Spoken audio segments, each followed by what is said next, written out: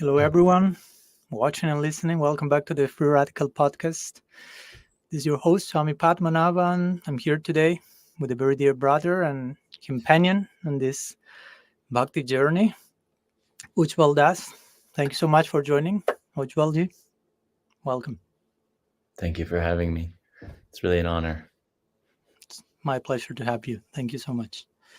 Few words about Ujjwal Prabhu, short bio. Ujjwal Das is a practicing Gaudiya Vaishnav and a lover of philosophy and the Sanskrit language.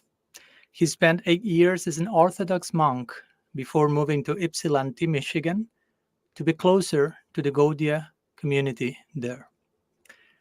So that's Ujjwal's short bio, and I will add a few words from my own experience with him. He's a very kind soul, good-hearted, authentic. You say Vishnu, Vishnu, Vishnu all the times you want, Ujjwal, no problem. He's a very special person, close friend to me, and really I'm very, very happy and excited to have him in conversation today with me, as we have already had very interesting conversations in the past, and it's the hope of both of us that this will be the case. This won't be an exception to that rule. And before jumping in, the contact of Ujjwal Prabhu, for those who would like to eventually get in touch with him, his email is ujjwal with double G, ujjwal1993 at icloud.com. Ujjwal1993 icloud.com. So, as you may know, Ujjwal, I like always to recall how we met for the first time with one another. Probably what my memory tells me at this moment is maybe we talk first times online, as it happens to be in the case in this era. First, we get to know each other online. We have some exchanges probably regarding my first book, Inherent or Inherited. I remember a good amount of interaction, and you actually share peer review and help me with some sections, which I really appreciated on that. And then probably our first meeting in 3D was when I went to Michigan to the Harmony Collective first time. And if I'm not mistaken, I was having lunch and you show up for lunch, and we end up talking a few amount of hours in our first conversation, right? Yes. I think I cooked for you while you were here. That's what it was. And so then I got the opportunity to just sit with you at the time, and we had already communicated about the book. And it was just a wonderful time. It just felt like meeting an old friend in many ways for me. Yeah, it was really reciprocal. It felt like immediate connection that it doesn't happen always. Of course, one would like it to happen always, but also if it happens always with everyone, it stops being charming and unique in those particular cases. So I will say you are one of those particular cases. And we had a great time that visit in Michigan. And I think we had this now at the parikrama in this park nearby that we were doing Harika down the nine symbolic islands there. And I remember you appreciated the example of Krishna and Radha being born on an Astami and Mahaprabhu being born on Purnima, and the two moons getting together, and so on and so forth. And then we had the chance of sharing what Govardhan Dandavat parikrama last year. Beautiful experience. And also recently, we were part of another retreat of prayer among other Vaishnavas, which was also beautiful. So so far all experiences that we have had have been for me very epiphany-like. So I'm very, very happy to join with you again today. And I like to start with the Govardhan Dandavat parikrama because I think it has been such a highlight for whomever participated in that. At least from what I've talked with all of them, almost 25 participants, it was kind of a threshold moment in different ways for each person. But it was very, very unique and very in a sacred way, and we are getting closer probably to the main theme of our lecture to talk today, like very disruptive, in the sense that we spent 2 weeks basically rolling on the ground, which we don't used to do that on a daily basis. So 2 weeks outside of our usual dynamics, 2 weeks breaking, as we were talking recently with you and Tamal and others, like breaking unipolarity, right? And invoking another polarity. So I don't know if you have any thoughts regarding your experience of what it meant to do the Dandavat parikrama in that particular sacred disruptions. Like people. Mm. Hmm. It's so interesting that you bring that up because the unipolarity thing has been a recent realization of mine from our Mhm. recent shared experience. Mhm. I just as a preface, I am deeply grateful that we and the other people also that have been pulled together in those spaces. It's like there's just something mystical in that some of these relationships you don't try, you just end up running back into each other. Yeah, we kept And I meeting each other for some reason. Yeah. Yeah, and in very profound spaces, as you were saying, it's like it's something that's crowded out by the modern world because we have computers and we can stay connected to everybody, and you kind of lose the magic of the pull that certain people have towards each other. Mm. And so I was just Mm. thinking about that, thinking that it was coincidental in many ways that we ended up at the Govardhan Parikrama and then Yeah. also at this last one. And it's just, yeah, I'm really appreciating that. But thinking to your question about my experience with the Govardhan Parikrama, as you know, so many things there. I think that was the first place you said something, I can't remember the exact term you just used, but it was a place where my perspective was drastically changed in doing a big ritual like that. Mm. I had grown somewhat comfortable, I think, after nearly a decade of Gaudiya Vaishnava practice. I'd grown comfortable and kind of lazy in the Mm. way I approached things in a serious way. And that's interesting to say and to think about because it's a very subjective and relative how you can be lazy even if on the outside it looks like you're doing intense things or you're making great effort in a comparative way to other people. But I had kind of fallen into some kind of lethargy. And that experience really broke all of that open and gave me a Mm. totally new framework to look at practice and and all the sharing that we were having there, and it just turned on so many light bulbs for me and reopened the way I look at spirituality and my own practice. And Jai would use this term often, a bone deep experience.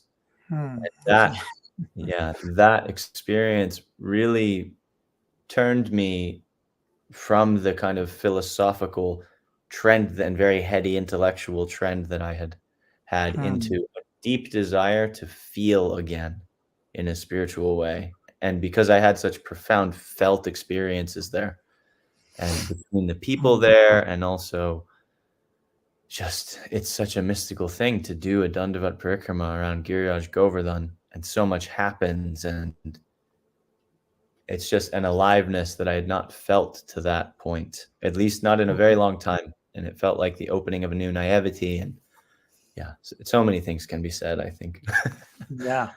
So Really. Jai, this was Jai Jagannath. This was our promotional trailer for the Dandavat Parikram next year. Just in case we are doing our part. Yeah. Thank you. I totally appreciate your point, especially the idea of, because of course you describe yourself as being having been in a little bit more in a heady place, having yeah, intellectual capacity. Our Sanskrit pandit in the tribe.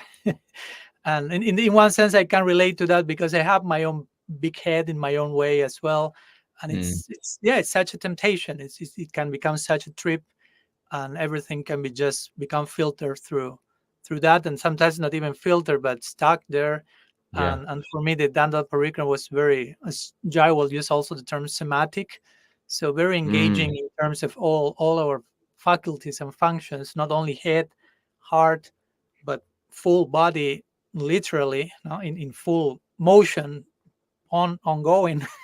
So and today I was just reading a book from another a Christian theologian and scientist, and she was saying about this, like how spiritual life is not just a matter of the head, but and one will expect, okay, it's a matter of the heart, and she says something like, I don't recall the exact words, but something like it's a matter of all our functions fully engaged and integrated, right? Like body, mm, mind, heart, emotions, words.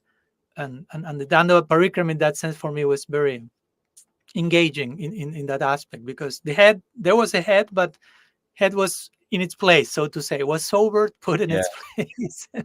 yeah. Heart was there, prayer was there, physicality in service was there. And I will say, as we were talking and as you described, this like threshold experience of Mm. Okay, it was like a breakthrough. Probably there was some breakdown in the context of breakthrough. Sometimes we need a breakdown to break through. But yeah, it had a lot to do, as we mentioned, to enter uh, some unusual places, so to say, right? Like try to, as we say, breaking the polarity, as we have been talking recently, of doing things in a certain way forever, and suddenly introducing a new dynamics. What I was thinking is our own actually metaphysical philosophical system, achintya bheda abheda tattva, actually is a form of that. I remember Srila Siddhar Maharaj describing bheda bheda's bipolarity. So, Mm. and achintya, sometimes it is described as paradoxical. No? So we could summarize our system as paradoxical bipolarity, which are two words that generally we don't do well with any of those. No, when paradox Yeah. comes, we don't want paradox. We want things to be in the respective boxes and labeled predictable. And something paradoxical is like, yeah, it takes you out of your head in one sense. And Mm. bipolarity, again, it makes you break a certain pattern of doing things in a predictable, controllable way, and just throws you into an ocean of sacred uncertainty, I will say. No, so but my point was like our very philosophy and darshan, so to say, is that type of paradoxical bipolarity. So we are expected to embody and represent that in every aspect of our life. So I really felt this Dandavat parikrama experience was really a form of that paradoxical bipolarity out of the comfort zone, for sure, right? Mm. Yeah. Yeah. I appreciate that a lot.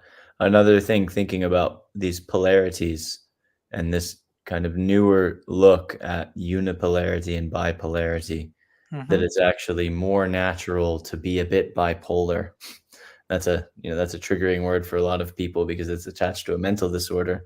Yeah. But we're actually bipolar beings, and so we're meant to oscillate between these two poles, and it's not natural for many people to live a unipolar life. And I think the Mm-hmm. Dandavat parikrama for me was the first place that I felt that idea in spiritual life, and I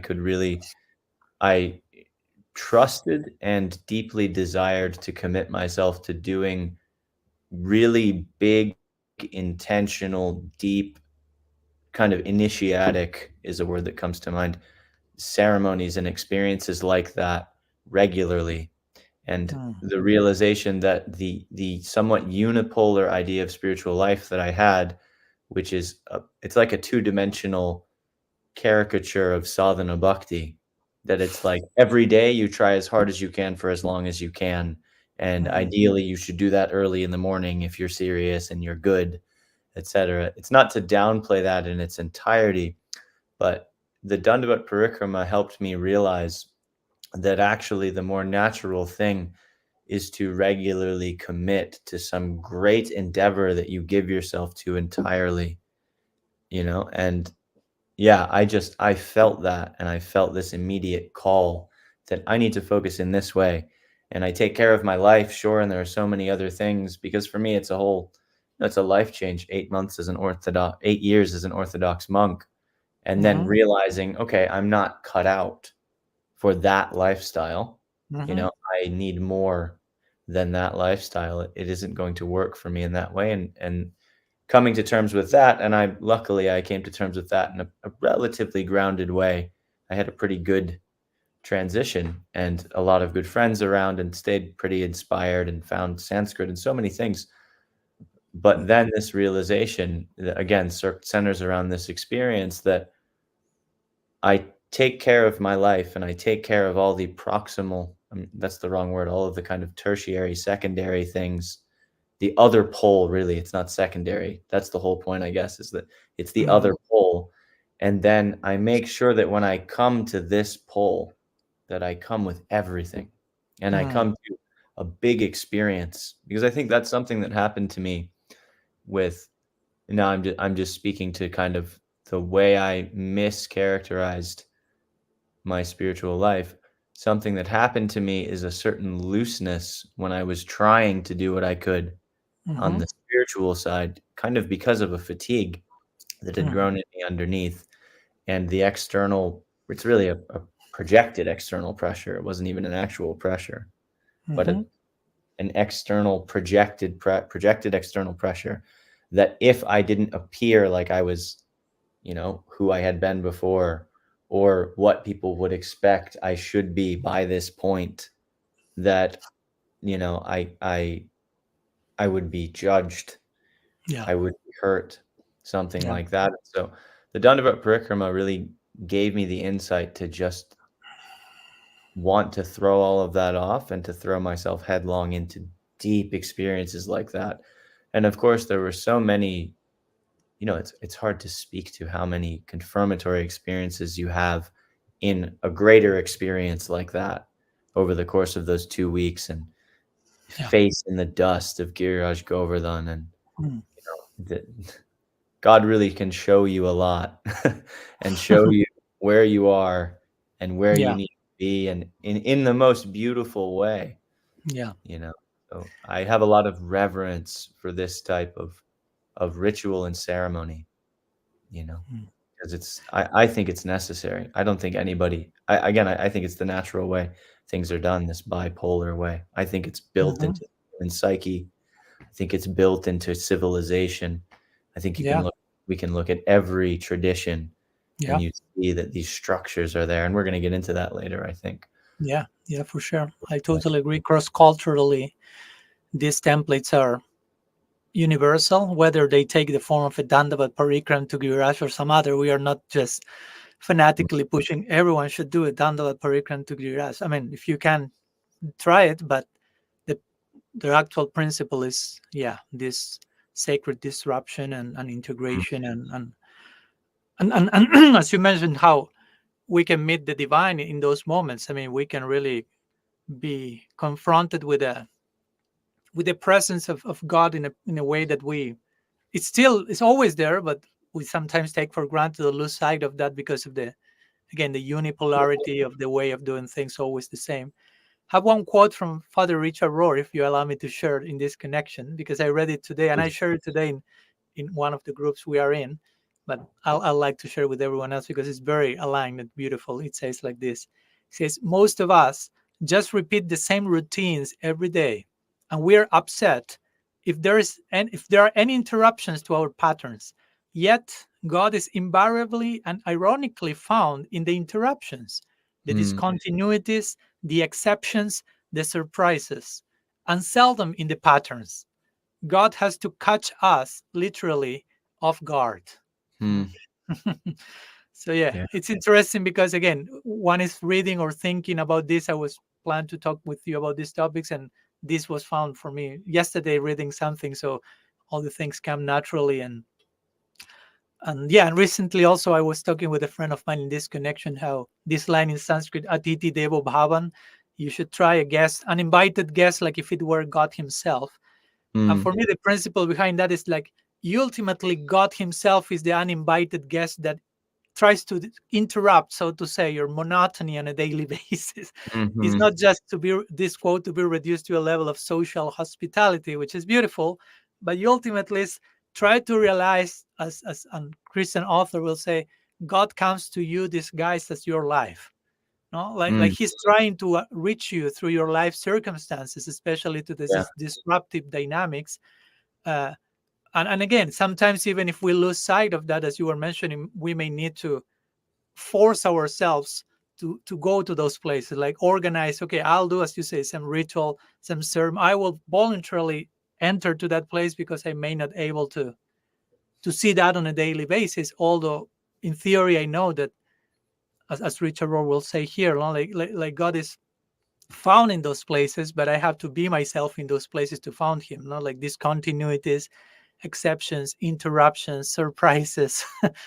Mm. That's why Rasa Sar Chamatkar, the essence of love is astonishment and wonder, that you will find those things when you are in certain place, not in comfort zone, not in unipolarity, not in the usual way of carrying stuff. And I will say that for us, it's for any spiritual practitioner who follows a daily practice, that's dangerous in the sense that we commit ourselves to do certain things every day, the same, not the same way, but the same practice, the same mantra forever. So we have to do that in a way that is taking us to surprise, to to whatever, to all these sacred disruptions, and not just a Mm.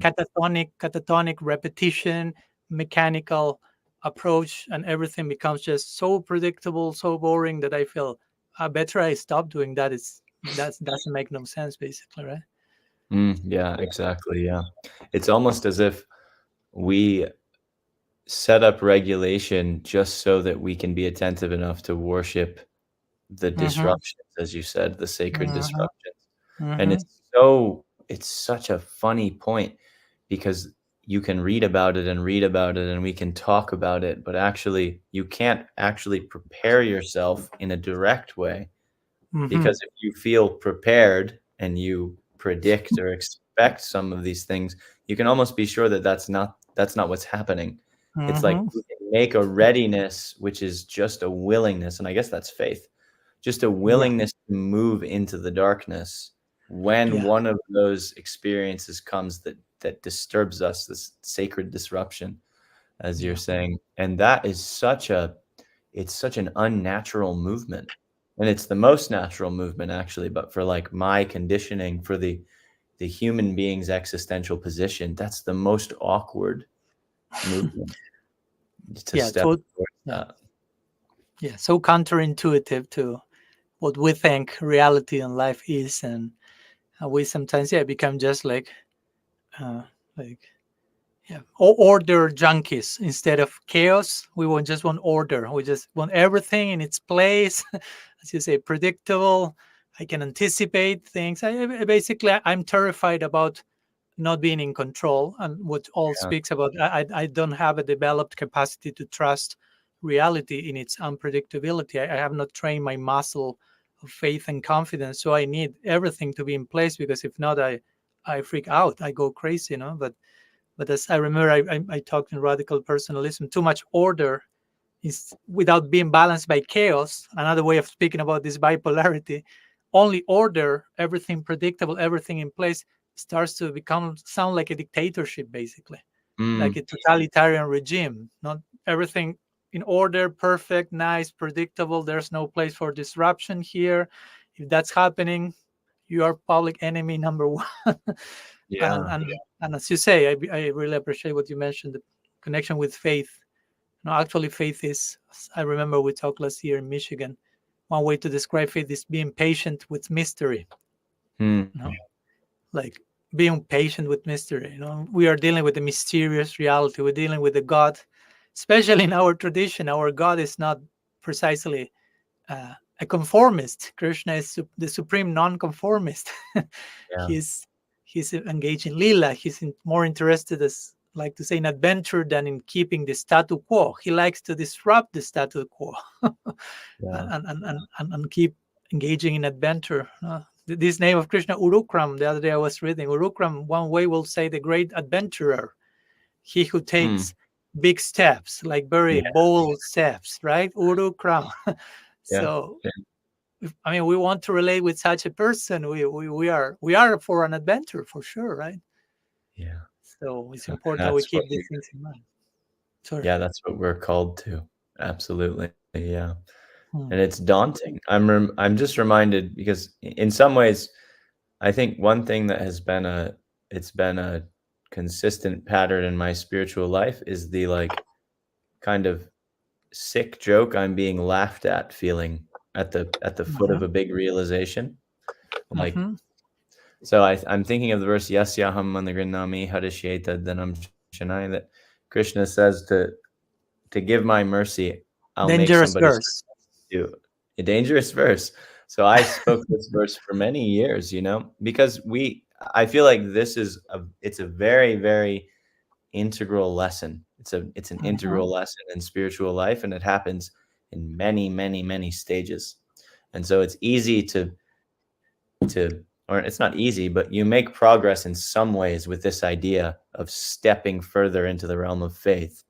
And then you think, I thought like, yeah, I've pretty much got this system down, and so much so that I was comfortable telling it to other people and, speaking about that. But I still come to the verge of that and Mm. feel like not in a nasty way, but like God is laughing at me. Like, mm, come on, you've got to go a little further, you know? And it's mm, like this, it just feels like a big cosmic joke.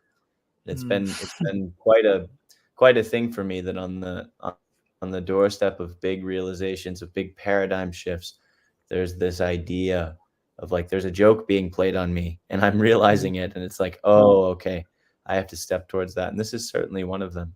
Just this idea that it's a mystery, and there's really, I'm never going to get on top of God. I'm not going to think my way into security so that I can mm, then say, yes, yes, I'm ready. And I've got, this is all worked out and it's clear and it makes sense to me. And then I make a calculated decision that I will mhm, step towards God now because it looks like, because that's just like a merchant, you know, that's like a trade, mhm, it's a deal, mhm, it's a business deal. That looks good for me. So yeah, you've convinced me, I'll step forward. And I think God plays with us in some ways where he will act in that way, but then he's just so expert at bringing us to that point and then challenging us. Will you actually step forward? Will you come into the dark a little bit? And mhm, hindsight, it always has worked out, but it's mhm, so confronting and scary up front. And I feel like that's the big lesson, is just learning, will I step in that direction? Will I do it in real time? I guess that's a way I've been conceptualizing it now, is my faith is in a place where I have no question in hindsight, but to mhm, bring it into the present moment, to go from hindsight faith to present moment faith, that's the challenge. Will yeah, I start worshiping those sacred disruptions when they come to me? Will I start reacting in an open, inviting, positive way? Will I say, take me? We worship the dancing God, if he puts mm, his hand out and says, will you dance with me? I like how you said the Urukrama thing.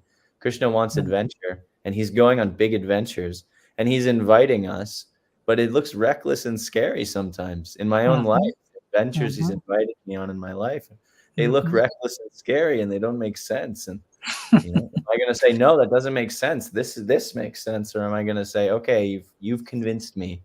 I will step into the dark with you. Mm. Wow, so much to unpack from there. Beautiful. Yeah, yeah, and sometimes it doesn't make sense for us, but it makes perfect sense for him, and it's trusting his sense of sense, so to say. Mm, That's the essence of Sharanagati, right? Like Rakshi yeah. Shat, which was so Goptriti Varanam. I trust that you are protecting me and that you are Mm, maintaining me when I'm stepping into the dark, when I'm jumping into this new adventure.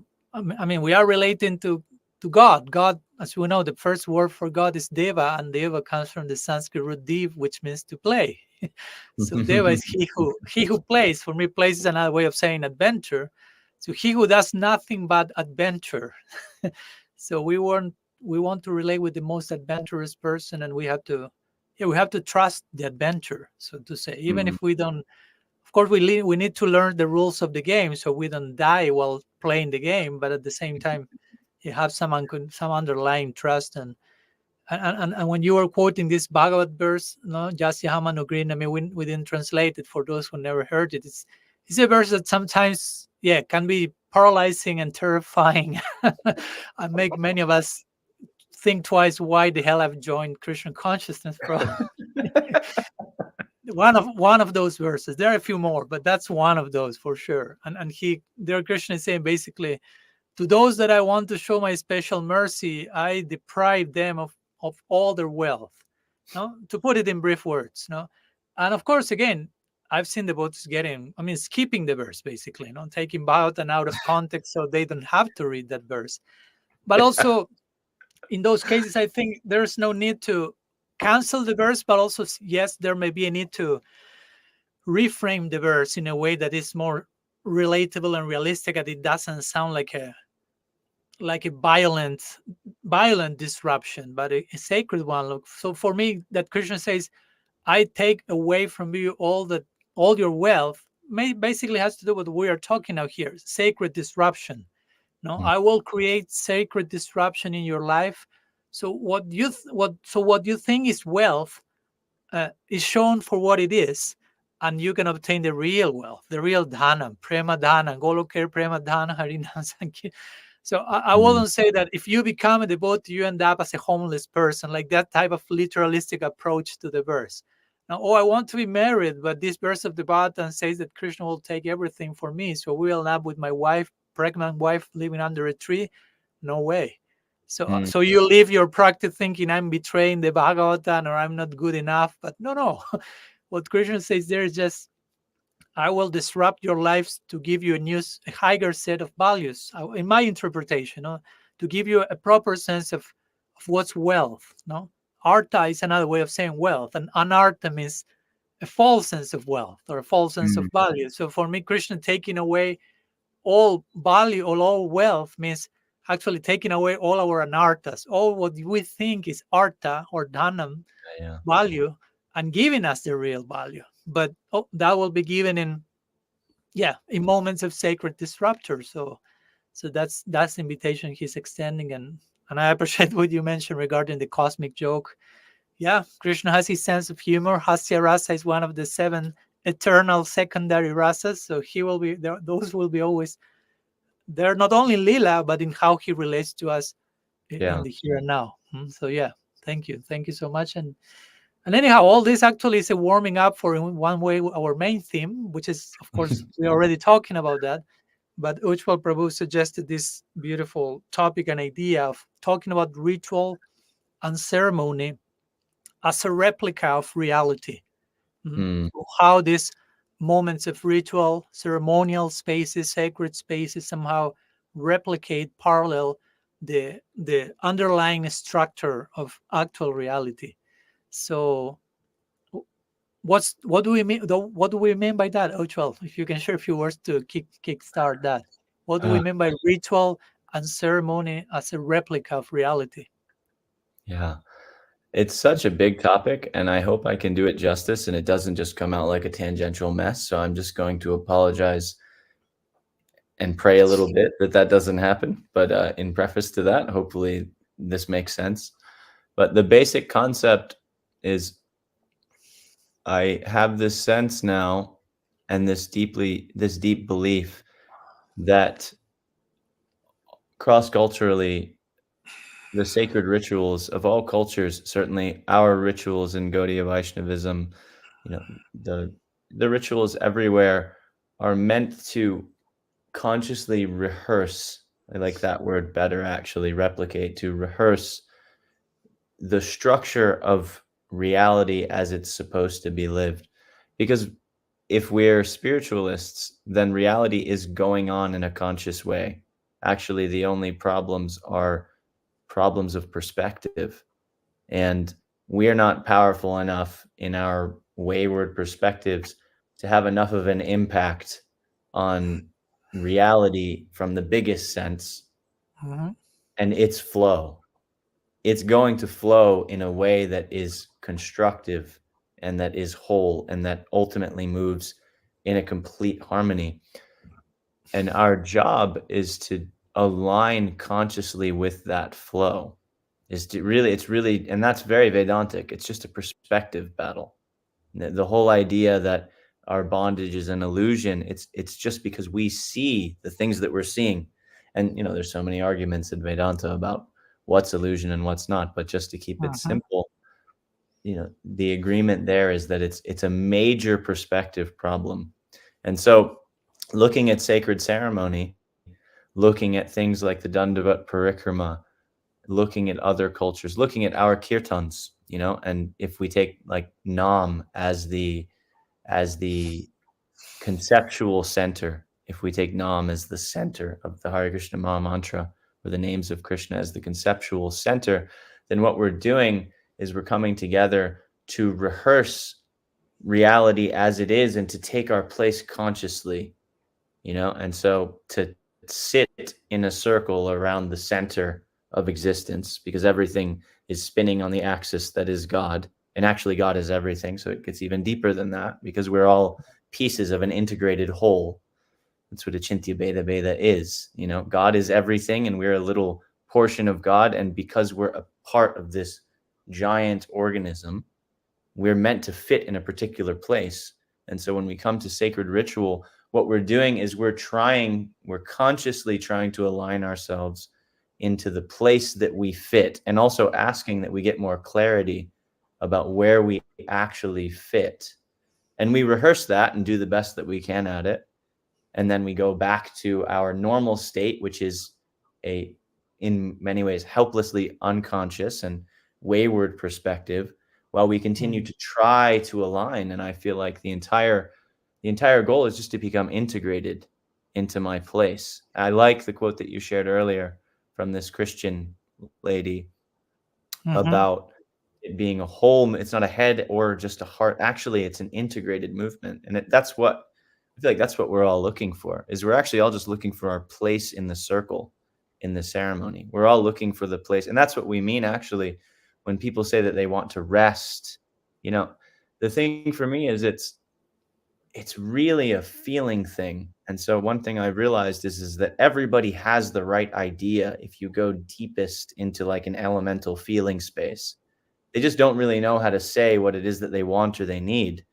But we're Mm. all existentially in the same plight, and we're all crying for the same thing. And what my kind of realization around that has been is that we're all just looking for our place in the circle, and we're all looking for how we can constellate around the center.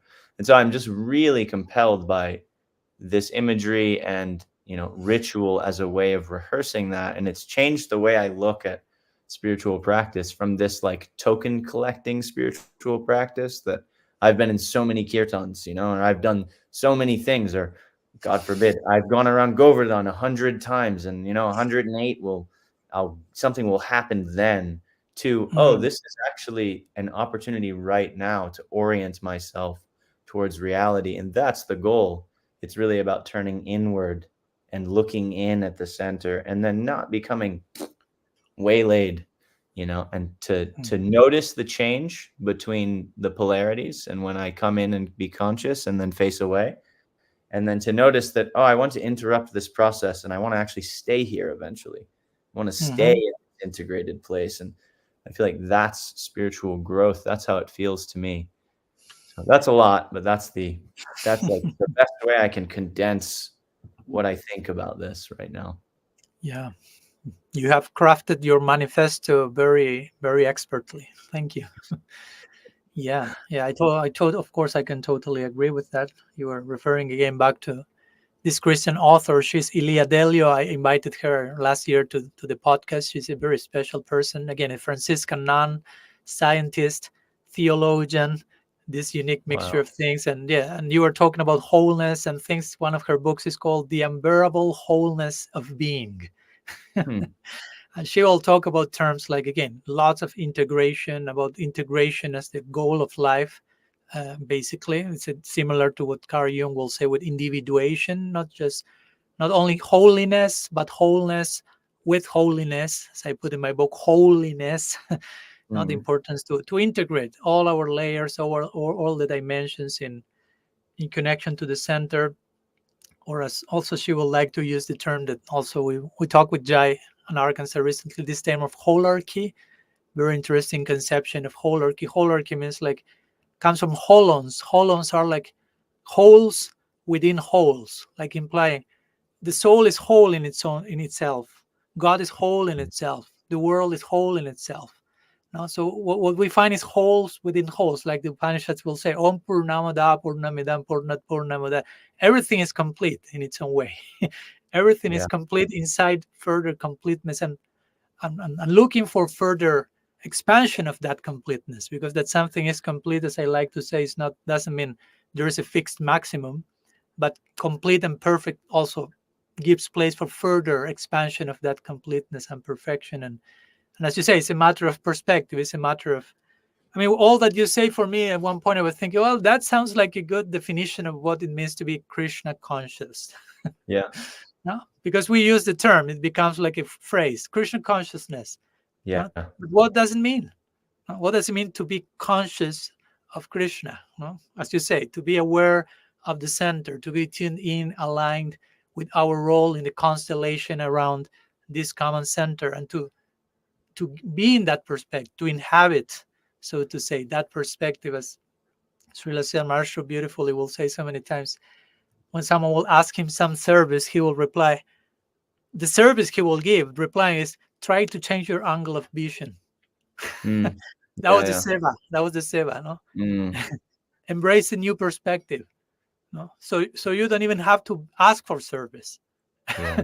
If you are from the proper perspective, everything is showing itself as an opportunity to relate to the center, relate to reality, and I really like the idea that you mentioned in terms of ritual and ceremony and the connection with Sankirtan and the invitation to see our main practice, our main yajna, our main sacrifice, our main fire, uh, as a ceremony, as ritual, to like to craft and frame basically what we are already doing, but to craft it and present it and conceive it in a place that redeems its sacredness, so to say. No, we are able to bring back, reclaim the sacredness for us. Of course, Sankirtan is always sacred in its essence. It's not that it stopped being sacred, but so many of these practices can, yeah, stop being perceived as sacred by us. So we need to reclaim.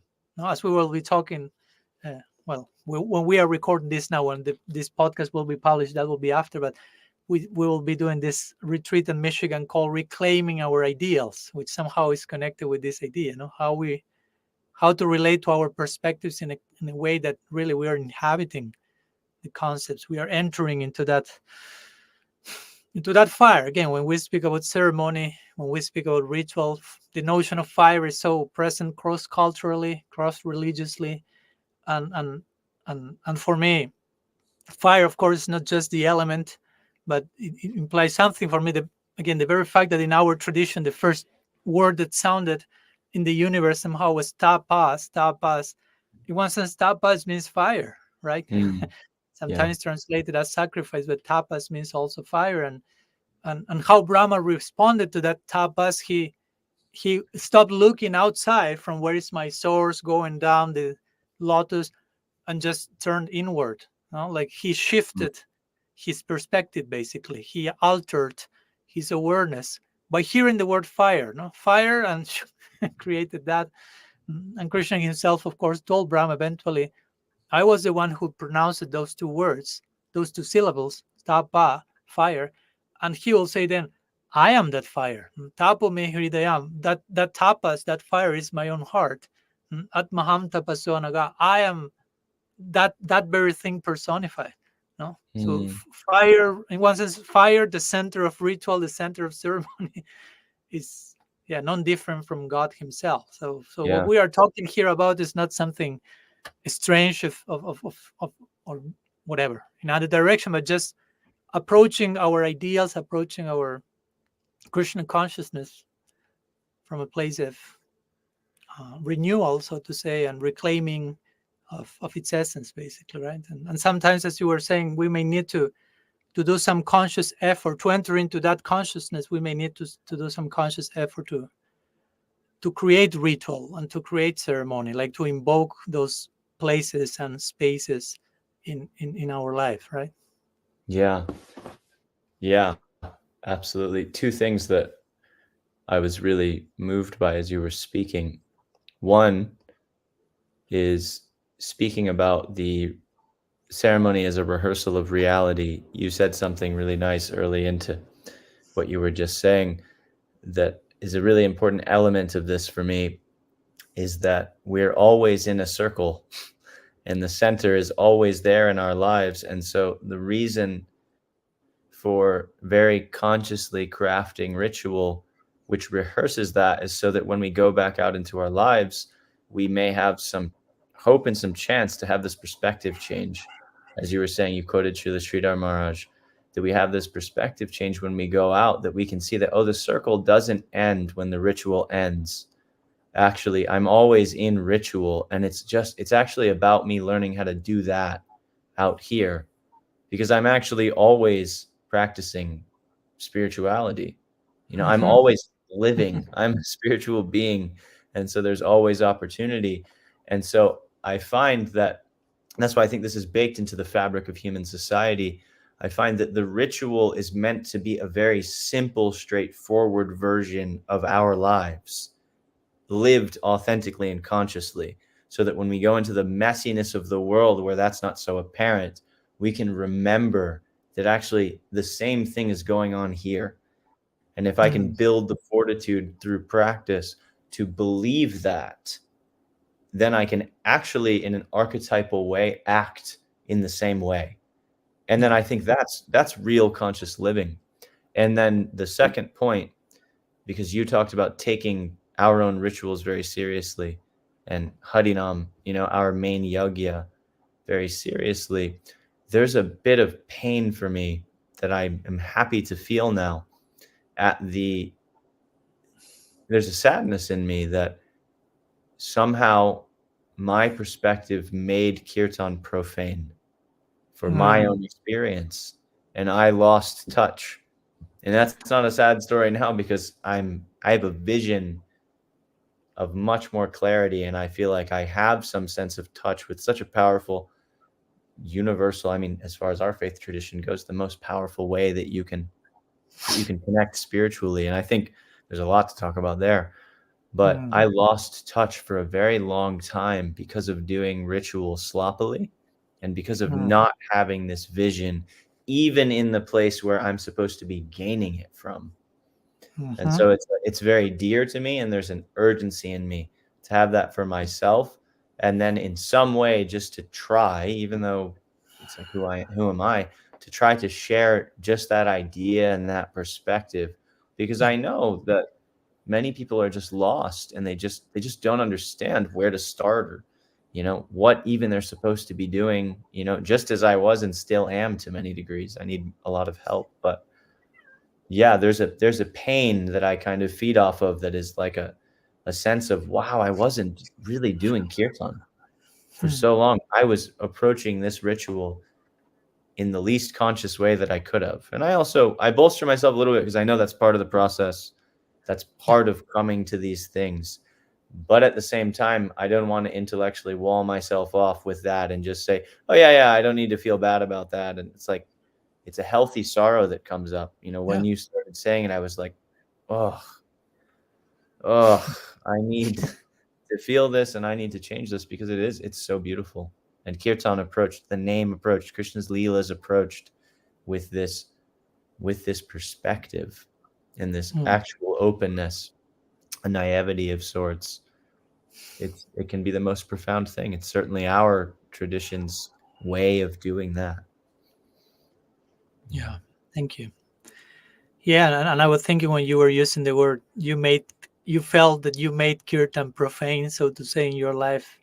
I was thinking it's so easy to, maybe there's not, this word does not exist in English, but to profanize, to make profane not only kirtan but everything. No, I mean, to make something profane doesn't mean that you are being a monster, a bad person. It's just you are not seeing that from for what it is. Basically, you Exactly. are ascribing certain values that are not there, or in other words, you are not seeing the actual values that are there, and filtering and projecting assumptions and biases, and that's what we call profane. But when the proper perspective is there, technically speaking, there's nothing profane. Yeah. Like I remember in the last chapter of Radical Personalism, we were talking about the sacredness of the material world, which again, I know it sounds counterintuitive in some Gaudiya circles to speak about matter as something holy, but it is ultimately. And we were saying that actually there's one quote that said there are only sacred places and desecrated places, but there are no profane places. Yeah. There's only the sacred and the desecrated, which we have made profane by our own, again, lack of vision. So Yeah. not to go neurotic and take a whip and torture ourselves, but it's, yeah, I think it's a healthy way to embrace anarthany so to say, to continue like taking the profane out of the picture and actualizing our lenses, and trying to engage and approach these practices, and by extension any other situation in life, as you mentioned, that I appreciate. When we properly engage in these sacred moments, rituals, ceremonies, we will be able to extend the template and perceive, okay, the structure of reality, when I connect with these sacred ceremonies, starts to show itself in the so-called ordinary. No, it's Yeah. not that there's no longer a dichotomy, a duality here. It's not that my spiritual life, my material life, but I start to see how these same principles are underlying everything, which of course that's the idea of becoming Krishna consciousness. That was means for me to see God everywhere. Doesn't literally mean that I'm seeing Krishna playing the flute in every atom, but that I'm perceiving this universal structure, so to say, blueprint everywhere. But for that, of course, as you mentioned, we may need to voluntarily, with determination, organize ourselves and enter into create some place and space. And I'd like to share a few words in this connection and invite you to share a few words in terms of how to, in a more practical sense, how to live or how to create ritual and ceremony as a replica of reality.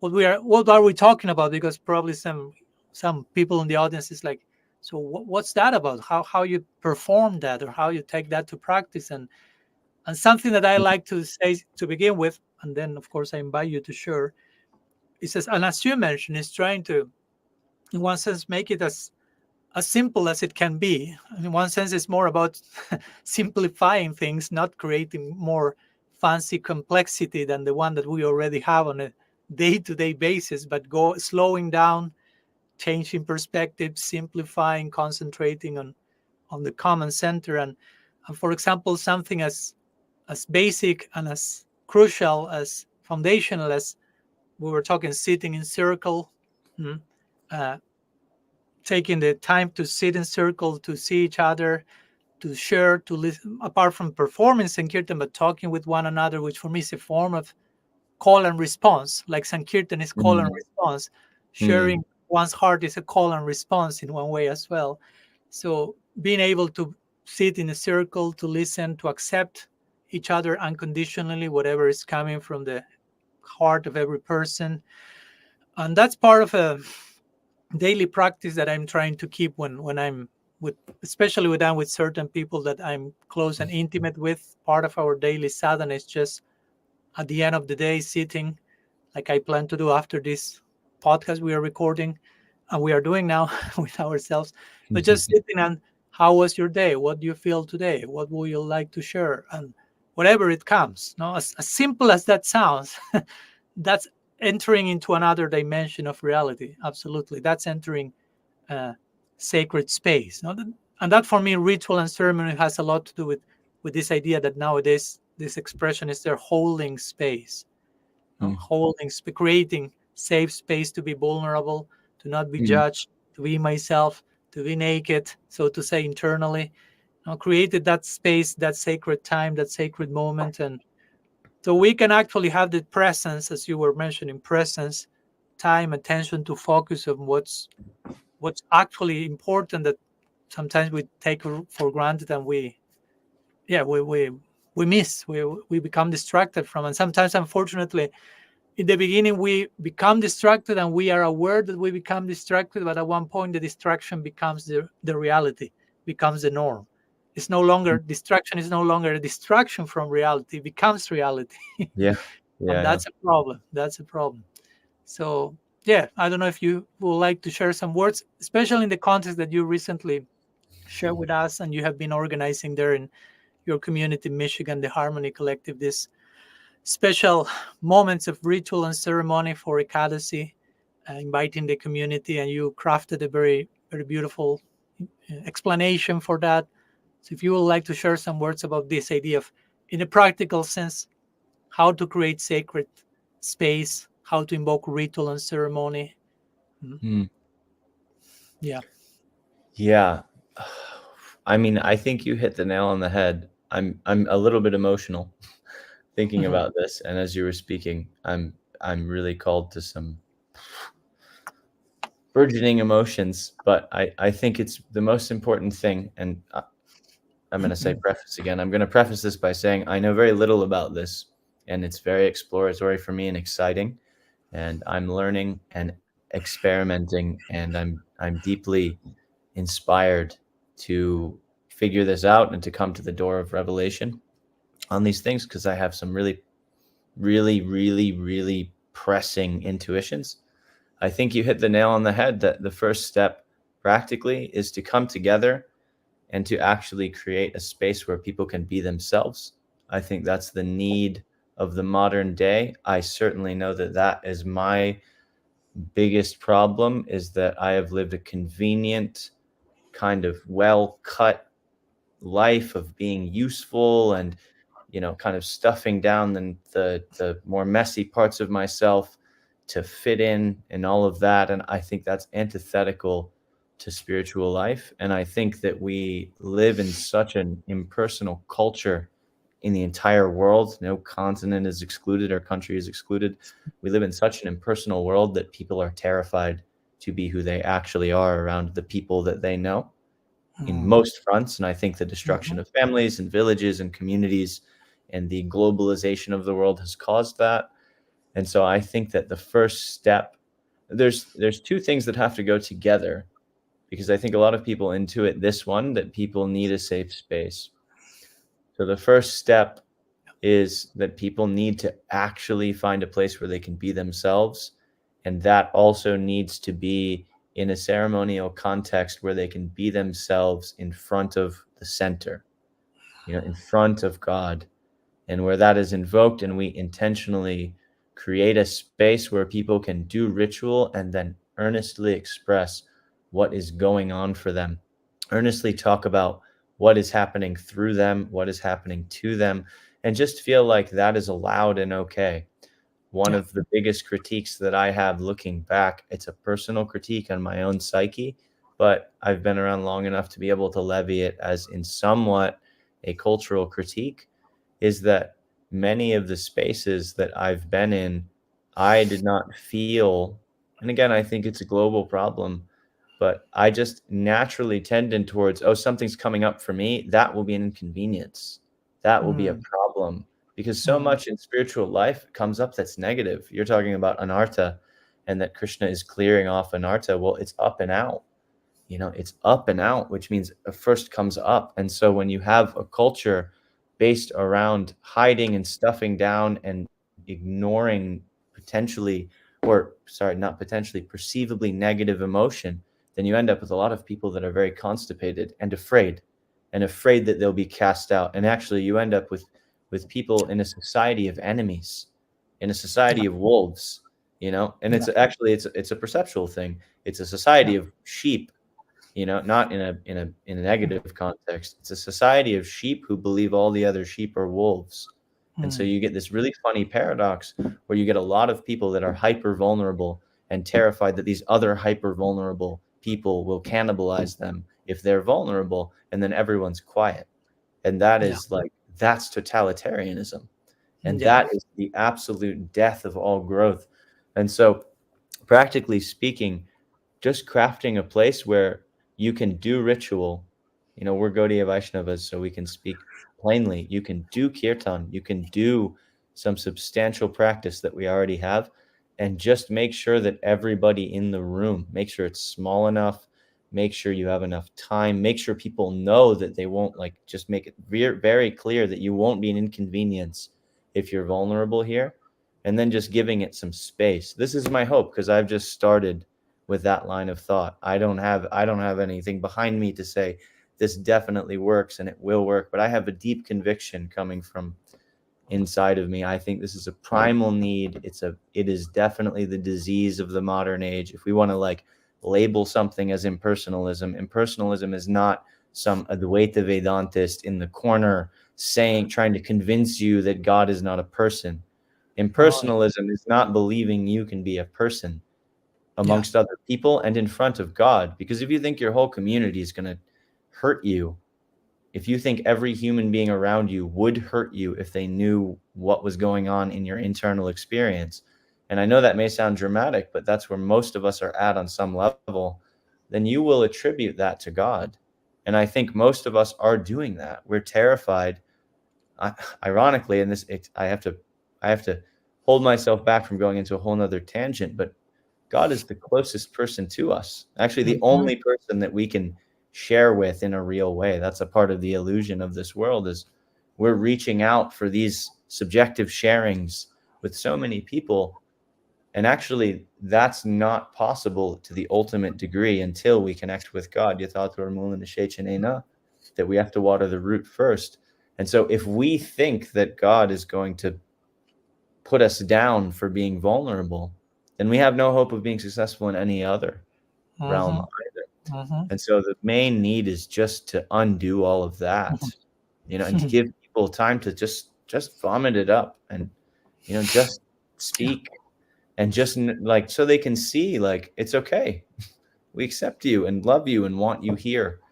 And I have faith that by turning that corner, that then, and you kind of spoke to this, then very, very amazing things can happen for people in their Yeah. spiritual life, because I think that's the first step. That's really Sharanagati, coming to Mhm. God and knowing I'll be protected. That's the Yeah. core of Sharanagati. And then you Yeah. have the strength that, oh, I'll act on this. Because if we're all Mhm. wanting acceptance, if we're all looking for someone, if we're looking for a shelter, someone who will take care of us, when we get that, I mean, that's real invincibility. That's really what's going to feed, people being medicine and being able to be a light for somebody and being integrated, is just feeling like, wow, I could be accepted here. Yeah. Amen. Yeah. Thank you. Beautiful. You are on fire, Ujjwal. Yeah. Thank you, You are Mara. connected. You are connected to the life wire. Something is coming through. Yeah. Beautiful. Well, that's just thanks to you and thanks to the other Thank people you. in my life that are Yeah. genuine, because Yeah. I'm very much a little brother, and that's something I've realized about my psychology, and I just appreciate the big brothers that I have in my life. Yeah, well, a little brother can channel something very big, as you can. As you have just witnessed. So, yeah, I really appreciate. I was thinking so many things when you were talking about 12, and it came back to me about the need to make these points clear and as foundation. I was like, yeah, I feel so much important, for example, to establish nowadays this point, like Krishna loves you unconditionally. Yeah. No, that's a foundation to this point of I'm already accepted, so I don't Mm. have to fear showing myself for who I am, because Krishna already loves me. The center already accepted me fully. Like Richard Rohr told me recently, God is the total receiver. Mm. So he Mm. has received me. He has received me and everyone else totally already. So He never there's didn't, right? exactly, there is no point that he did it. There's no moment. So from that foundation, I can show up, as you were mentioning, without fear, without calculation. I can feel it is safe to be vulnerable. That's why the first chapter of the 7 chapters of my book was vulnerability and empowerment. I felt if we don't establish first a foundation of proper vulnerability, we Mm. cannot talk about anything else, basically, right? Yeah. And that in the context, of course, of radical personalism, which was something written to counteract the impersonalism that is so close to us, as you were mentioning. It's not about defeating another Vedantic affiliation, but it's just acknowledging the sometimes the dread and the shame that we are carrying with us that do not allow us to be a person, Yeah. to be and to dare to be not only who we are, but all that we can be in potential. No, there is so much that still is preventing that from happening, and it's so connected with this idea, with this shame, with this uh, yeah, sometimes ontological tragic misreading that I'm unlovable, uh, I'm unworthy, I'm like all these type of things that I cannot show up, I cannot be myself. So I really appreciate your emphasis on this first step on creating a safe space, which it's more difficult than it sounds, because one may say, okay, yeah, show up and be yourself, no problem. No, one has to be willing to receive the other person as they are. We have to have that Yeah. unconditionality in listening, in being present. I mean, you have to give the gift of presence to the other person. If that's not Yeah. there, it will be felt, the lacking of that. So, but if real presence and unconditional acceptance is there, of course, it creates this magical safe space, sacred space, and that's for me the foundation to, again, to ritual ceremony, as you were also describing. um, well, so many things to say. One more thing that comes to my mind, and sorry if I repeat this too many times, but I always like this idea of darshan in Sanskrit, which is not so much to see but to be seen, and allowing ourselves to be seen by the Yes. center, which of course the center is everywhere. Srila Siddhar Maharaj will like to quote Voltaire. Voltaire, he will say, the center is everywhere and the circumference is nowhere. Like implying there's no place where the center is not. So it's good that we start to live our life as if that's true. Yeah, And yeah, we will relate to the center. I mean, we are already being seen by the center for who we are, and we already being accepted and loved by the center for who we are. But now it's our turn to accept that, to imbibe that, to become that. and, yeah, and yeah, that's part of the magic of ritual and ceremony of crafting sacred space in a way that, again, even if it's sankirtan, again, that's of course that's the all in all. But if we don't approach the practice with this basic orientation, or with this, that's why I personally believe it's always healthy to, like, sometimes I say devotees, because they sometimes ask some recommendation, Maharaj, for japa, for example, know how to chant. And one of the main things for me is, again, try to create some place and space, and before you start in autopilot, try to enter into, try to make sense of what you are about to do. yeah, Try to invoke purpose and meaning. So the same for me with Sankirtan. I mean, it's not okay. Let's see it. 1, 2, 3, 4. Why not? It may help sharing some words to create this safe space, not to introduce everyone to what yeah, we're about to do, what is supposed to happen in this ritual and ceremony. Things will come, and it's okay. No, Krishna is not different from his name, and he and Krishna and his name are all merciful. You are already accepted and loved by it. Like, try to enter into that fold, and let's all together jump into this adventure. Like, try to contextualize a little bit the practice, because sometimes if we engage in sadhana in a decontextualized ways, we may lose sight of purpose and meaning, and absolutely. we may just, instead of creating Krishna consciousness, we may be creating Krishna unconsciousness. Yeah, yeah. I think we do, and I actually believe that we talked about this a little bit earlier. I think that that's a natural part of the process. I don't see.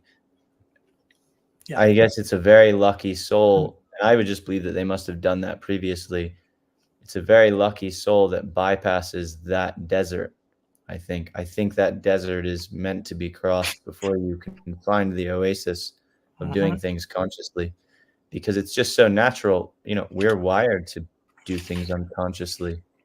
And I think I really appreciate what you just said about making, making the space and sharing some words about what we're about to do, because it's just so important to break all the old patterns and to Yeah. really overstate. I think it can't be overstated how important it is and how okay it is to be yourself here, to craft the ritual, to make it around the center, to, for us, I think it's easy for me to think about the template that's come to me, which is to basically have a good stretch of time. I think Akadashi is a great time to do it because it's spread out. We've talked about that.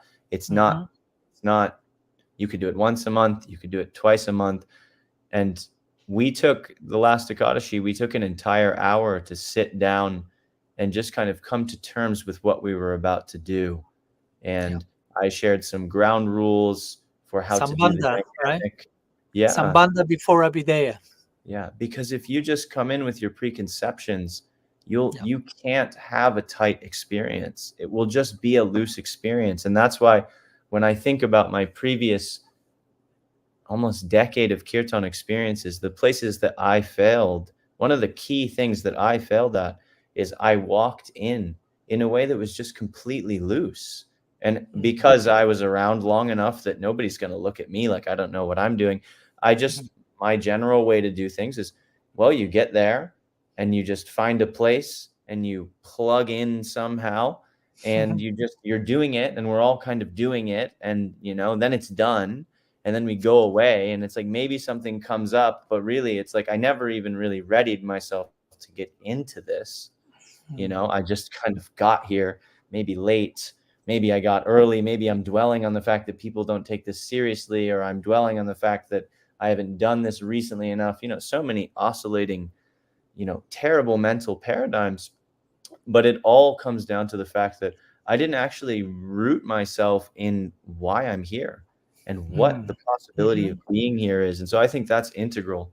And I saw that even, amongst the friends that I did this with, very serious practitioners, very serious people. And I could see in that conversation kind of the gravity and the move towards, okay, we're here to do something. We're here to partake in a ritual. And I think that's so vital, Yeah. absolutely vital to being able to step into a space. I think practically speaking, like crafting a space where you're going to do the ritual, where to make this less vague, where you're going to do kirtan. I have a lot of faith in a circle dynamic and then having something in the center, a mantra board, some candles. We used some candles. I want to make like a four-sided mantra board so everyone in the circle can be Mm-hmm. looking at Nam and not starting there. So having your talk elsewhere and then stepping into the space at the beginning of the ritual.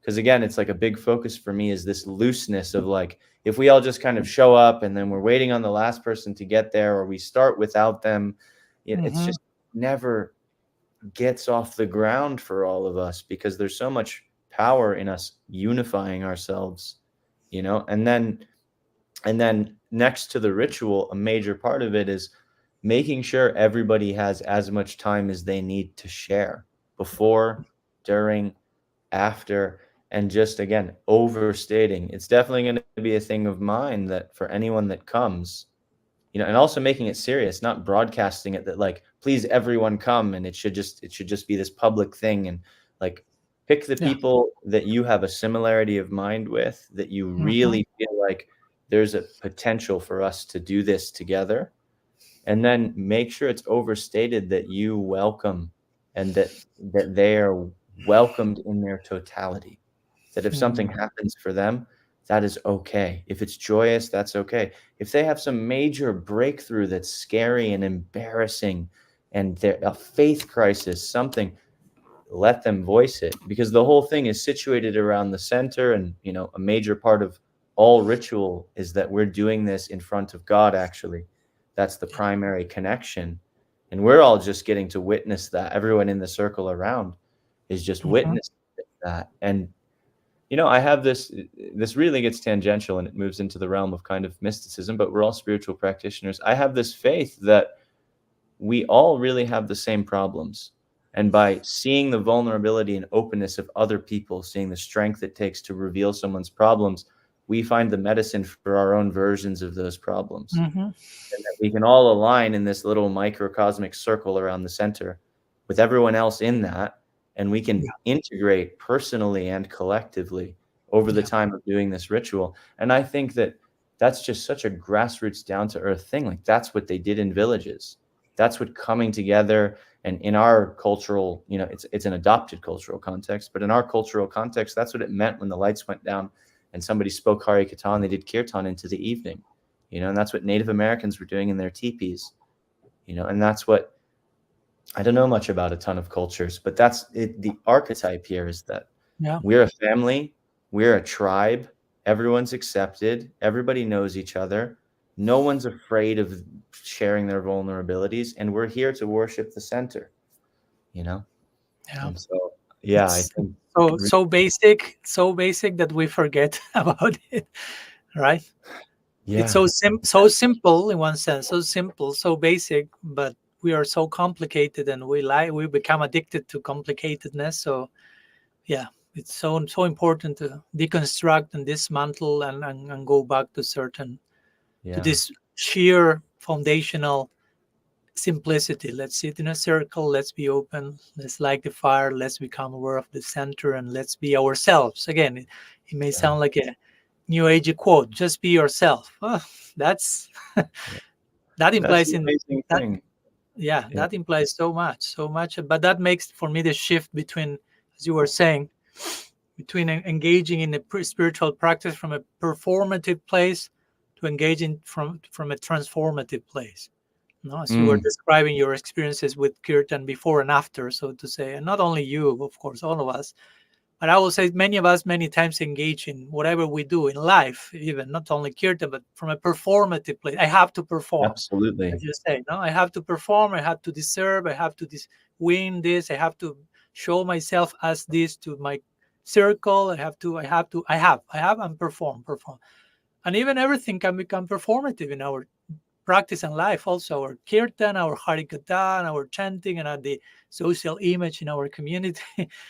And Yeah. there's no transformation. Well, actually, every act we do, every breath you take, ideally, should be transformative, not performative. So I think that's a good way to framing. And sometimes we need words to frame the things, and the framing of certain things with a few words create the whole difference. Sometimes that's what I don't like to Yeah, underestimate the power of language, because sometimes just saying the absolutely. exact same thing with a few different words, it totally changes the perspective. That is what I think we are doing here today. We are not talking about anything different from what we have talked or heard during the last decades in Krishna consciousness, but just crafting certain lingo that we feel, at least personally, and I know many others, that will really invoke transformation, no? Instead of Yeah. just a mere niyama graha, a mere performative uh, presentation or whatever. Yeah, Ujjwala, go ahead, sorry. sorry, you want to say something, please go Oh, on. so many things, so many things. I Yeah, mean, that's how it works. I'm thinking about, what you just said about, using our language to describe things, and already been described in so many different ways, and I think what has to come first is some experience, and then the language works Mm, because we're actually trying to convey something that's a feeling and share that. And so yeah, I think there's a phenomenon of just it's like a big game of telephone. You know this game Telephone, where yeah, somebody whispers yeah, and then the next person, and it yeah. always messes up. We're just somewhere along the line of that game of telephone. And what we have to have is actually like for our own life, for our own spiritual life, we have to have some first message. We need to be Mm, the first person in the link if we hope to mm, spread something. And I feel so fortunate to be around people that are engaged in that and trying mm, to convey that. One thing, I don't want to lose it. Oh, okay, because it's a realization that it hasn't occurred to me before, but you were saying performative and transformative, and mm. just along the lines of what we've been talking about, thinking about being performative and thinking about why I've been performative for so long, and it's really just because I'm afraid. Yeah, It comes from a place of fear, because that's another thing. It's like for so long now in my recent thinking, I've been bashing performativeness, but yeah. also coming there with care and realizing, oh my God, everyone's performing because they're afraid that if they don't perform, that they'll be destroyed. They won't belong. Yeah, something Yeah, like so that. it's not a fault, it's not a bad thing. "Oh, Yeah.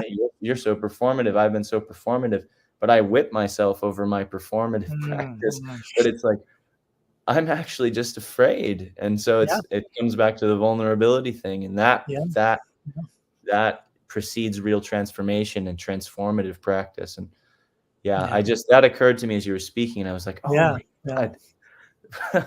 Yeah, it reminds me this verse of the Bhagavatam, Bhayam I am Dutiyagini Vidyavini Vesha, right? Vestasya. Exactly. No? We get absorbed in dualistic thinking and seeing that we don't belong, basically, in not seeing Yeah, us as an integrated unity around the center of unconditional love. We create this fractured version of reality, and we become terrified. and And on the because we're basis of, afraid, we then hurt other yeah, people and all of this, but it's um, really just fear. yeah, and the fear comes from a lack of perspective, right?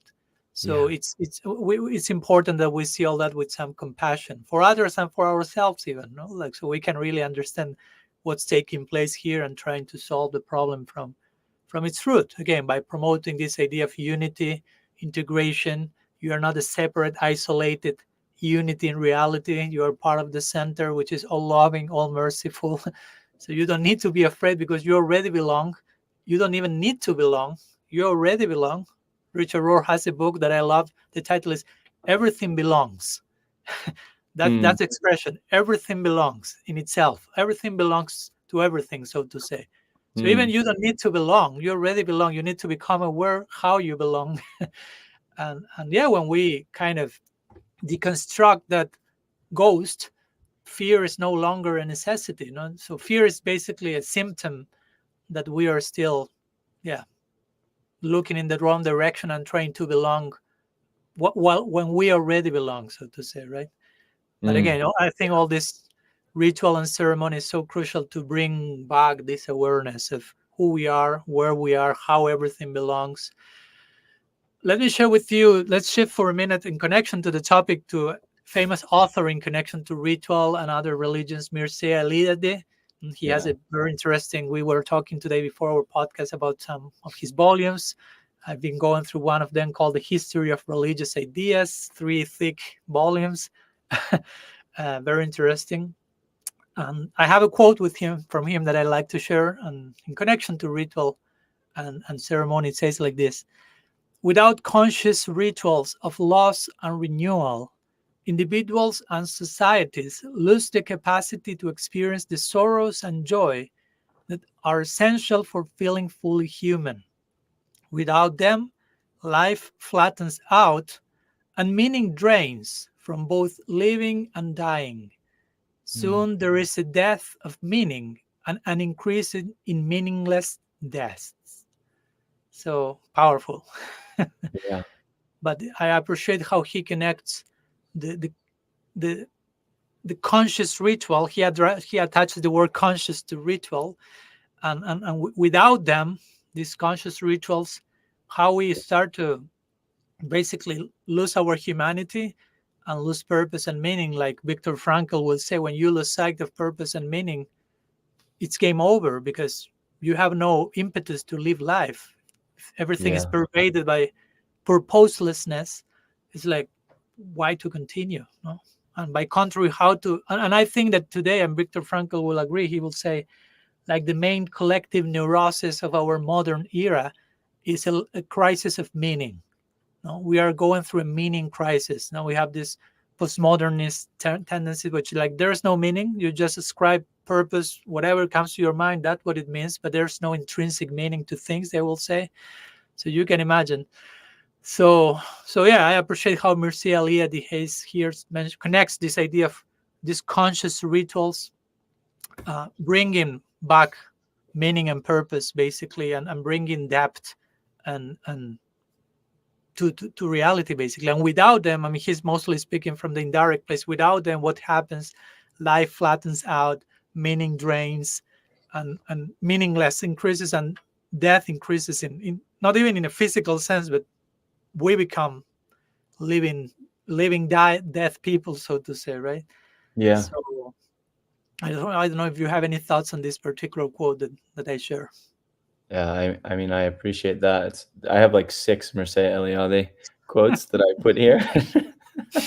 I think it would take us 6 hours to go through all these things and share. Yeah, I really appreciate that. It's reminding me of, I wrote something earlier because, the topics we're talking about are so hard to pin down also.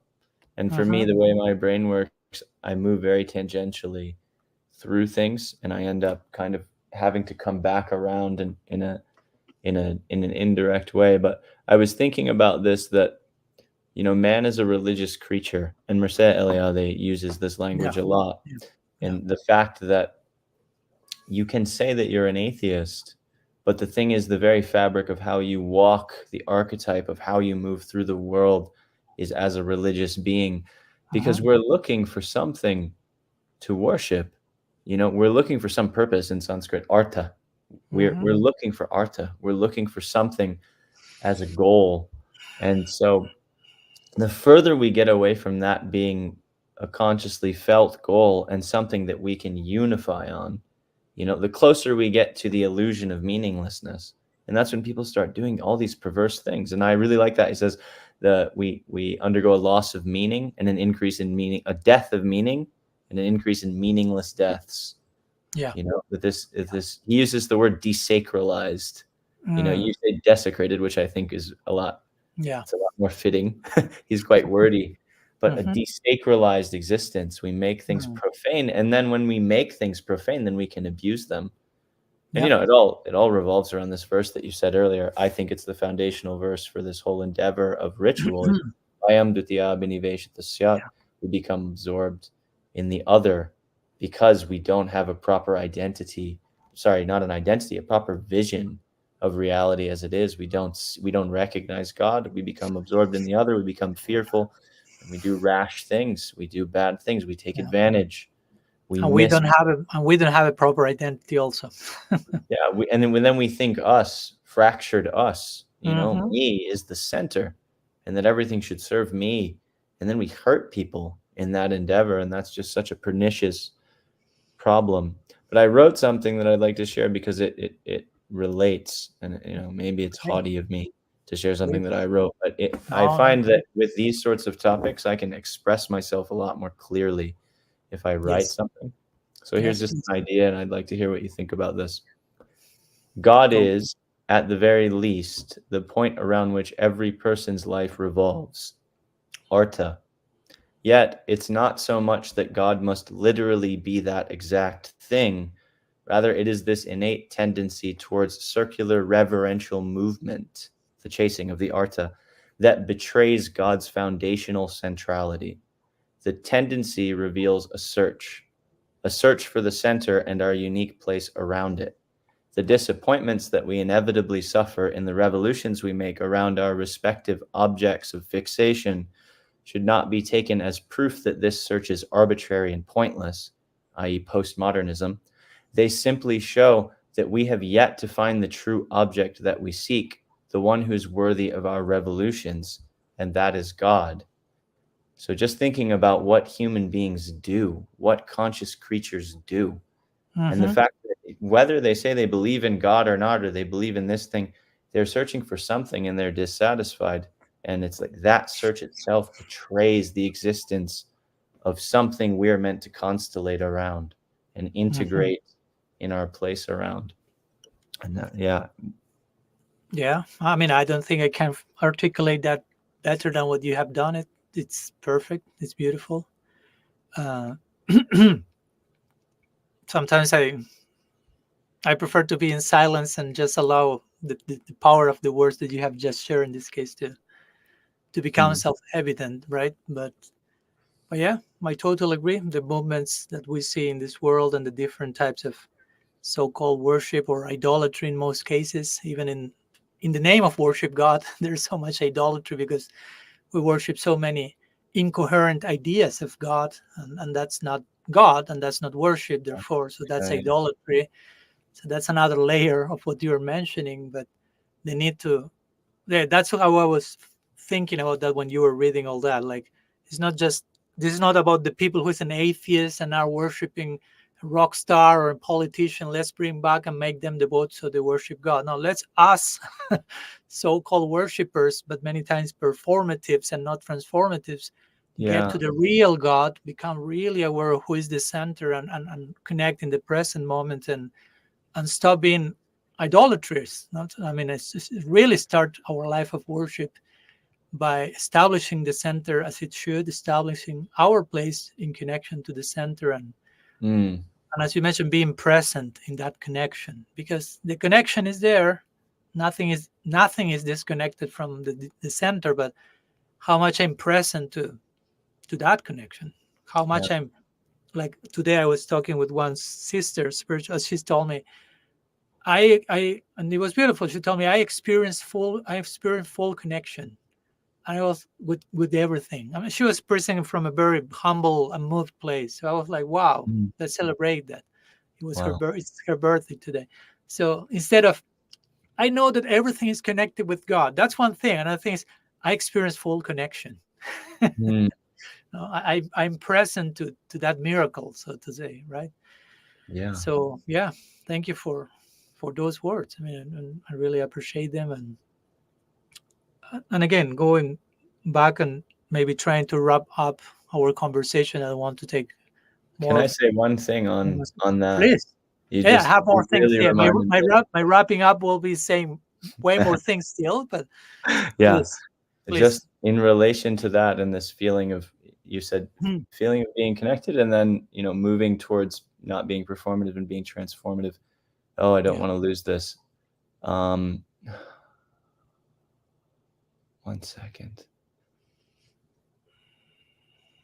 Just 1 second, and It's maybe it'll coming, no come back. problem. Um, it's related to the whole idea of the the rituals as a rehearsal for life. That's why I Hmm. was like, oh, this is good. Oh, okay, here it is. I think another key component to doing this and to the way we do ritual and recreating very conscious ritual is the idea and the faith that this is a place where something very powerful could happen now. Hmm. And that was something that I learned in the Govardhan Parikrama, that Mm. I think growing in spiritual life as you become a practitioner and the years go on, it becomes very apparent that this will be a long process and it'll be gradual and it will take time. And I think a certain unintegrated humility and shame comes in also, that, oh, that won't happen for me. The big things don't happen for me. These integrated experiences aren't going to happen for me until I do XYZ, until another decade has passed, and that on the beginning level is a wisdom that Mm. gives you the strength to continue and to commit. Mm. But Mm. then that wisdom isn't integrated and it has to be broken, because actually what we need to do is craft conscious ritual and have fully embodied presence, that this could be the night, the moment, the hour, the minute, that something gigantic could happen for me.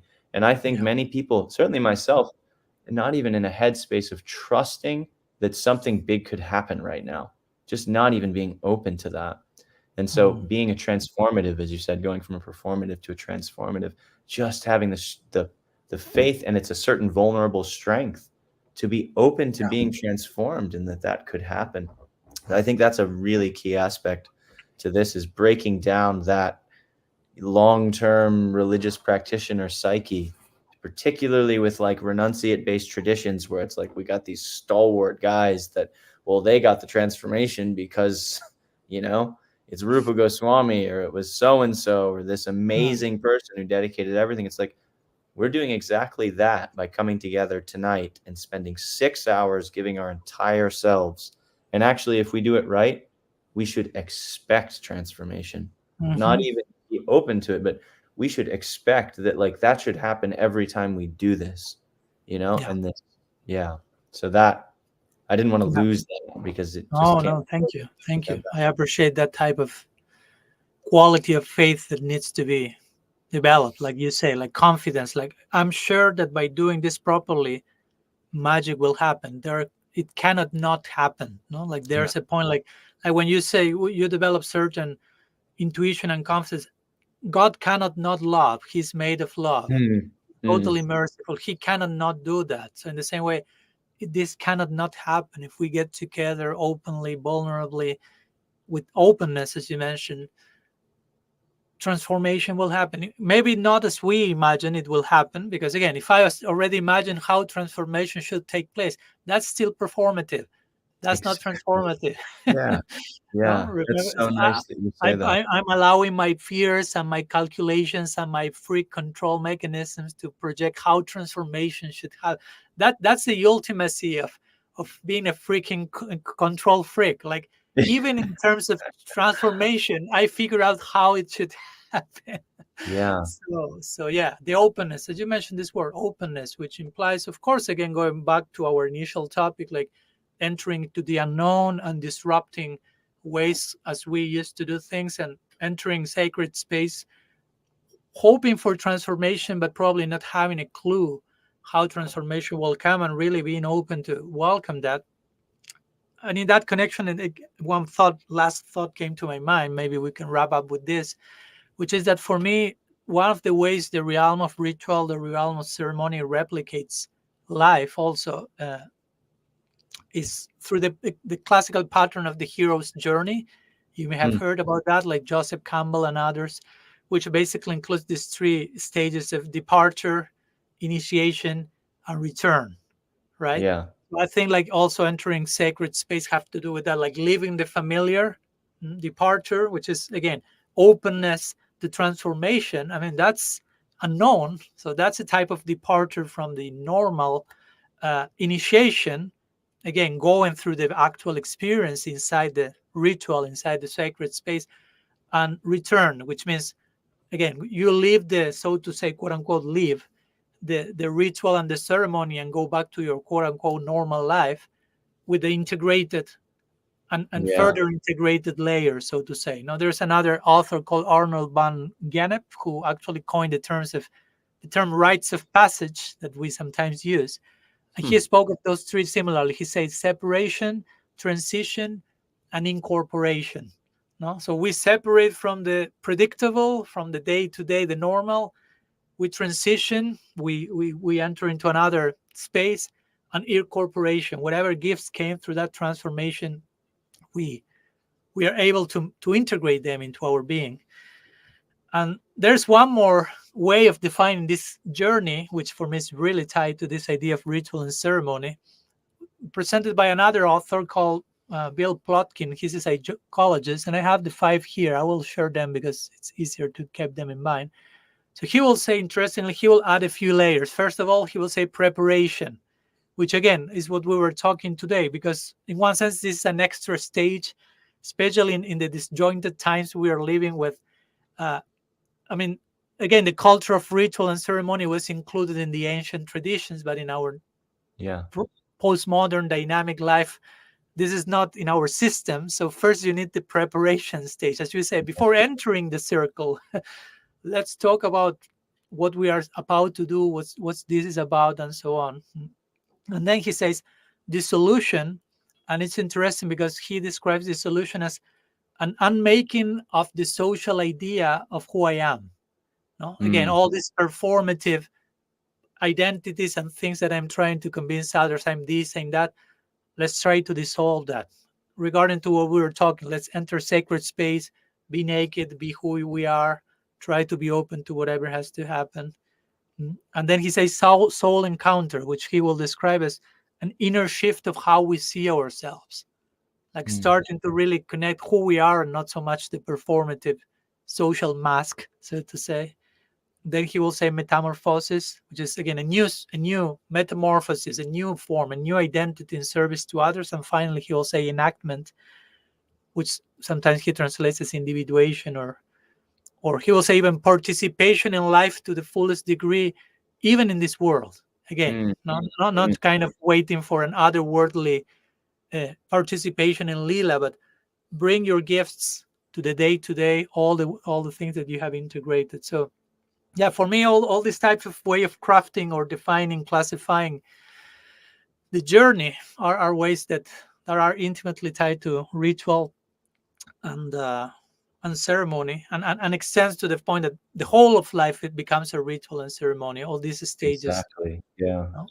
You know? One more thing, the last day I was talking with, when I visited in New Mexico, Richard Rohr, I also met Brian McLaren, who is another very special new friend and author, Christian author.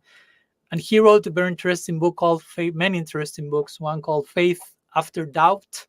And then he describes the faith journey in four stages. He will speak about it all begins with simplicity, no? Like it's more simple, basic, common zone, comfort zone, predictable. We need that at some stage. Simplicity, then comes complexity, then comes perplexity, and then comes harmony. No? Mm. Harmony, integration. But first, yeah, naivete, simplicity, black and white things. I think I know everything, how to do, how to reply to every question. Then complexity. I realize that there is more nuance to reality. Then perplexity. I'm thrown into outside of my comfort zone and I have to confront my own dragons and whatever. And Yeah. after that, hero's journey, harmony or integration. So, anyhow, some thoughts that came in terms of how this realm of ritual and ceremony can be somehow tied with this notion of hero's journey and these stages. I don't know if you have any Yeah, I comments mean, on that. oh man, so much. It sounds like, I mean, I don't even see a distinction really. I feel like Mhm, you're describing the structure of what a real ceremony is. And mhm, I feel like one thing that was coming up for me is thinking about, because really the ceremony is all about how, and that's why it should be a little intense. It's all about how seriously you take it, how much faith Mhm. you can invest into it. Mhm. And so, like we were talking about earlier, if you can summon the faith that something big will happen here, if you take it as a given, the Yeah. transformation is going to happen here, then that creates the platform for an introspection that even if it's not something that you directly caught, like that was very apparent, like an Mhm. apparent, like what our idea of transformation might look like. Yeah. If you have the faith that wait, something big happened there, and then you can introspect on it and you can look for it and figure out what it was that actually happened. Then that's such preparation for doing that in the world, because that's what's happening in the world if we're conscious to it. Mhm. Profound things in my life almost at every step. Again, if we're going to walk the walk of, what we talk about as Gaudiya Vaishnavas, Krishna is paving the street in front of you, 3 steps ahead of you as a Mm. Gaudiya Vaishnava, for you to have a fast track to a very intimate, deep spiritual experience. And, if we practice just taking it as a given that that's happening in the ceremonial space, because it's a simpler Mhm. space where we can take that as more black and white, then we can take it out and we can do that integration in the world. We can take that out. It's like that's the skill that we can learn to start seeing and stop thinking obstacles are coming my way and start seeing, wait a second, I learned lessons over there. Now I can just plug them in here. So ideally, it's like every time we do this, it should be this initiatic experience. Yeah. And we make this preparation to leave, and then we come in, and then we go through something that is it's brand new. And then our job is to have faith that something happened there, and then to just rack our brains and our hearts as well, over how to integrate that. And yeah, I think if we do that, then nothing but good can come out of that. And I think that it really is, it's the fabric of human civilization. It's what we're meant to do as people. And one last thing that I'm thinking of is Yeah. all this, we're speaking in such complex terms. We both, it's a really felt thing, so it's really exciting. But it's also like, if we listen back to this, it's so complex. But it really is as simple as coming together, and the more mature people in the space safeguarding it, and everybody just singing, and having the ability to just sing and just actually do that, and not be Mhm. pulled into the performative space or somewhere else. And so much magic can happen when you sing for God. So much magic can happen. And that's like the power of Sankirtan. I really Yeah. feel like I was gifted that. Mm. I have to, that's a big responsibility to live to. I'm not. Yeah.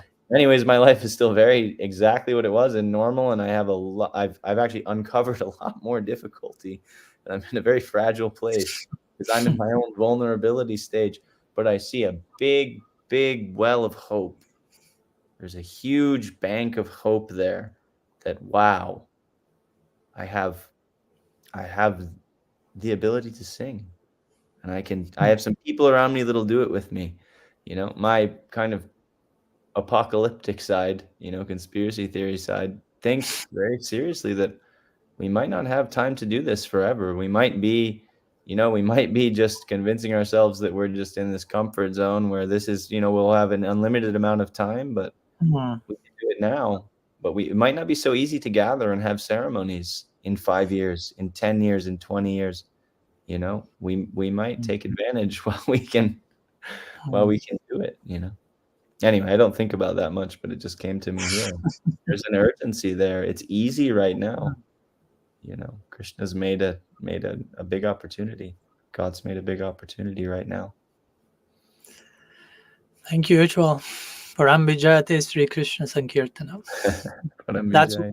that's what it means to say that for me. No? After what you have Yeah, said, and that was my conclusion. Okay, that means Parambijayate Sri Krishna Sankirtanam. In that, from yeah. that place, I can justify me saying that line, so to say. So That's exactly what I felt in Arkansas. yeah, That line. Oh, yeah, yeah. mm, And coming back, I'm like, now I can say Shikshastakam. Now I know what this means. It's yeah, like it's no longer just a thing that it's like, yeah, okay, this is beautiful, and Mahaprabhu said it, and I Hmm. recite it because there's some power in that. It's like, okay, now I get it.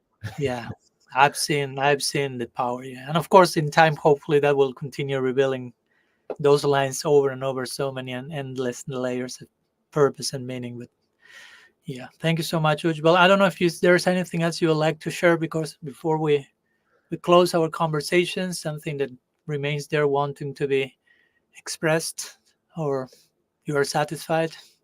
I mean, it's one of those things where this is the type of conversation, Marge, that in some ways it's only just begun. So I Yeah, think for the sake of time that we, yeah, if I yeah, open up more, then, it's like, yeah, this is just so amazing. And I look forward to many more. Personal doesn't have to be a podcast either, because it's like, God, it's life. yeah. Thank you so much, and I look forward to the same. That's for me the conclusion, as we say before even starting the recording. Hopefully, we conclude feeling, oh, we should continue talking maybe for eternity. And yeah, that's the idea. We have eternities on our side, as I like to say, and that's why Mahaprabhu will say Kirtaniya Sadahari forever. No, Satatam Kirtayantamam Katayantastamam Nitya. And do all you can do this, all this for eternity, perpetually. So now we're having that. For me, these conversations and meetings are an excuse for getting a glimpse of how we could eternally engage in this type of exchange. So thank you for also giving me the chance and the experience of that, and for accepting my invitation as well. I really appreciate you, and I'm really, how to say, indebted to the, yeah, to the gift and the wealth that you have provided, not only today but from the very beginning of our friendship and relationship. And look forward that continues to augment, and that my depth of reciprocation keeps augmenting, so I can commit myself more and more in service to you and to all other serious, authentic, genuine people like you are as well. So thank you so much. I couldn't say it better myself, and I'll be hard pressed to try. Thank you, Maraj, and thank you for your friendship. Thank you for your time here. Thank you for doing what you're doing for the world and for the people that you care about. And thank you for living into your vulnerabilities in a way that's so compelling and powerful. You're a blessing in my life for sure. And thanks for Thank coming to you. Ipsy soon. Yes, Some days. yes, yes. So thank you so much to all of you also watching our conversation. And I'll share one more time the contact of Ujjwal Prabhu for those who would like to get in touch with him. It's Ujjwal with double G. G you say, or J? What's the number? Okay. The name? Sorry. So Ujjwal with double J. 1993. Ujjwal with double J. 1993. I suppose is your year of birth, at iCloud.com. Indeed. So again, thank you so much to all of you, and we'll see each other in 2 more weeks with another episode of the Free Radical podcast.